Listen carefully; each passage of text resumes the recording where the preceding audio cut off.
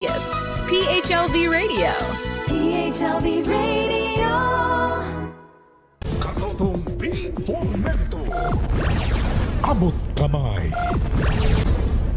Alas 6:10 na po ng gabi, hapon dito sa Las Vegas, Nevada. Pakinggan niyo ito, Rex Recarte, Rodney Haleco.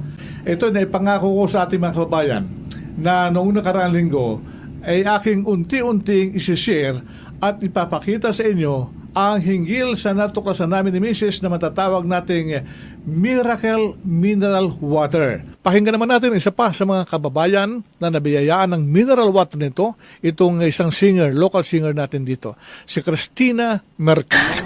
Paggamit ko po ng SB10 product ay tulong po sa aking mga sakit na nararanasan sa ngayon.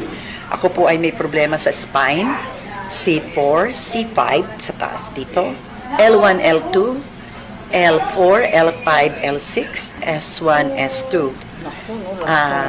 I don't wanna go under surgery. The first surgery was not good. Kaya po, nung maipakilala sa akin tong SB10, health-wise, kabigay sa akin, naglagay po kagad ako ng masakit sa katawan ko. In about 10 seconds, wala na. Ito lang po ay para makatulong sa pang-araw-araw. Kung ayaw nyo pong uminom ng gamot katulad ko, ilagay nyo lang po ito kung saan mayroong masakit at malalaman nyo po na ay talagang mabisa po. Pag ako hindi makatulog sa gabi, umiinom po ako, nilalagay ko po sa aking tsaa, 10 patak, maganda po ang pagtulog ko. Eh, nang maipapayo ko po sa inyo para dun sa mga ayaw magpa-surgery katulad ko, itry nyo po ito. Itry nyo po. Pwede nyo pong tignan sa ang lahat ng mga testimonial po sa kanilang website. Makikita nyo po, ito po ay totoo dahil nangyari po sa akin. At wala pong ikakasama sa inyong katawan kung inyo pong itatry. So, SB10 Healthwise. Made in Utah. Salamat po sa inyong lahat.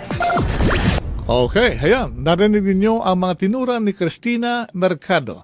Naibsan ang pananakit ng kanyang iniinda kapag inihaplas niya at iniinom ang mineral water. Informento. Abot kamay.